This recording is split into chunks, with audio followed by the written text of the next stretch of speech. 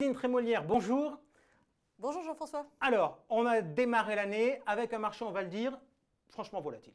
Franchement volatile, c'est d'ailleurs même le premier mois où on a dans l'ensemble les indices qui sont plutôt en négatif. Donc rappelez-vous, la dernière fois c'était mois d'août 2019, pas pour les mêmes raisons. Mais effectivement, un mois un petit peu difficile, surtout sur les marchés émergents, sur l'Europe aussi. Et par contre, les marchés américains s'en sortent plutôt pas mal. Alors, on va regarder ça dans le détail. En pratique, le mois démarre plutôt bien. Exactement, début du mois jusqu'environ le 17 janvier, on a des marchés en forte hausse puisque sur les marchés émergents, on est à plus de 3%. Je crois que la Chine fait plus 4,5%. Les marchés américains, surtout la partie Nasdaq, fait plus 4,5%.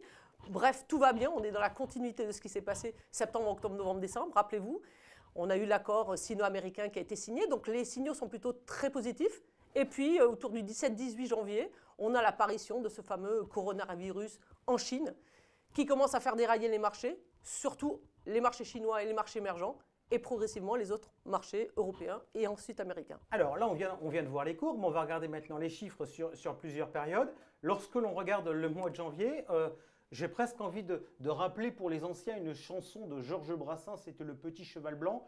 C'est le marché américain est un peu comme le Petit Cheval Blanc, lui devant et tous les autres tous derrière. Oui, depuis quelques années, on constate toujours la même chose, c'est-à-dire le marché américain a une résilience très importante. Il a ce qu'on appelle le bêta, donc la sensibilité à la baisse la moins importante des autres marchés. Et donc effectivement, il a relativement bien résisté.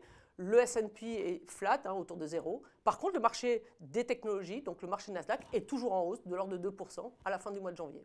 D'accord. Le mois, côté action, donc celui qui résiste, c'est les États-Unis. Celui qui souffre le plus, c'est les émergents. Si on regarde du côté des taux, forte baisse des taux d'intérêt à long terme, à peu près sur toutes les places. Bien sûr, parce que le 10 ans américain, c'est actuellement un petit peu, on va dire, le safe haven, ce qu'on appelle l'actif refuge que les investisseurs utilisent lorsque, quelque part, ils ont un petit peu d'incertitude sur les marchés actions. Donc, on a un marché américain qui a donc vu ses taux baisser de environ 1,90 en fin d'année à 1,50. Un commentaire sur la remontée des spreads sur le high yield? Pareil, on est vraiment dans l'environnement très, on va dire, averse au risque. Donc, les spreads de crédit se sont légèrement tendus. On le voit plus sur la partie high yield que sur la partie, on va dire, investment grade.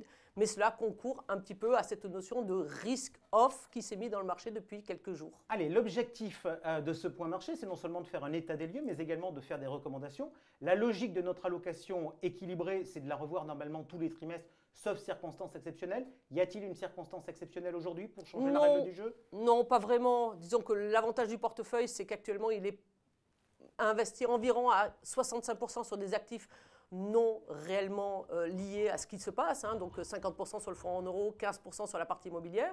On a 15% de fonds, on va dire, diversifiés qui se tiennent plutôt bien. Et on a notre poche 20% de fonds actions qui, en fait, est relativement étonnante parce qu'on a 2 fonds en baisse, mais on a 2 fonds qui sont en hausse. Alors, si on regarde la performance du mois, on est à moins 0,0. Environ, exactement. En fonction des arrondis.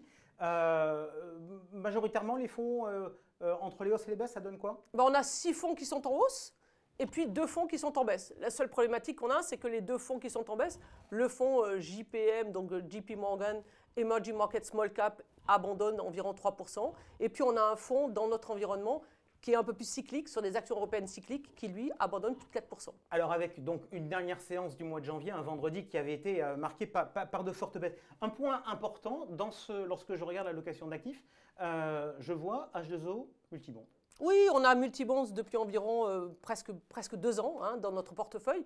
Je veux dire, c'est un fonds, encore une fois, on le connaît tous, qui a une certaine volatilité, une volatilité certaine, pourrions-nous dire, mais qui apporte de la décorrélation aux actifs traditionnels et qui apporte de la valeur, même ce mois-ci, même s'il a fortement baissé sur les 2 derniers jours, on a quand même un fonds qui est toujours positif. Nadine, une question quand même. Quand on a ce fonds et qu'on le propose à des CGP dans une sélection, comment on réagit quand on est au printemps, à l'été dernier et qu'il y a toutes les rumeurs qui existent sur H2O? Bien sûr. Je pense que déjà, dans un premier temps, on a essayé de rassurer nos partenaires en disant qu'on discutait avec la société de gestion. Et c'est vrai que la force de Primonial, c'est de pouvoir discuter avec tous les acteurs de marché, et notamment H2O. On a bien discuté avec eux, on a essayé de bien comprendre quel était le point qui posait problème au marché ou qui pouvait poser problème à certains investisseurs en Angleterre et qui ne nous posait pas de problème particulier parce qu'on considérait qu'effectivement, tous ces types de gestion ont des fonds où ont des investissements qui ne sont pas toujours très liquides et qu'on peut imaginer que, quelque part, si on veut faire de la performance, il faut mettre des actifs qui ont un certain nombre de risques. Donc on a bien discuté avec la société de gestion, ils nous ont rassérénés sur l'ampleur des positions, sur leur stratégie, ils l'ont réduit, ils ont accepté un certain nombre de choses là-dessus. Et donc à partir de ce moment-là, on a continué à garder ces positions et on a été relativement bien rémunéré à la fin de l'année, puisque je vous rappelle que le fonds a progressé de plus de 30%. Ok, donc c'est un choix que vous ne regrettez pas. Merci beaucoup Nadine. On se retrouve le mois prochain donc pour ce point marché qui sera aussi un point sur l'état de santé et la situation du coronavirus que l'on va suivre de près.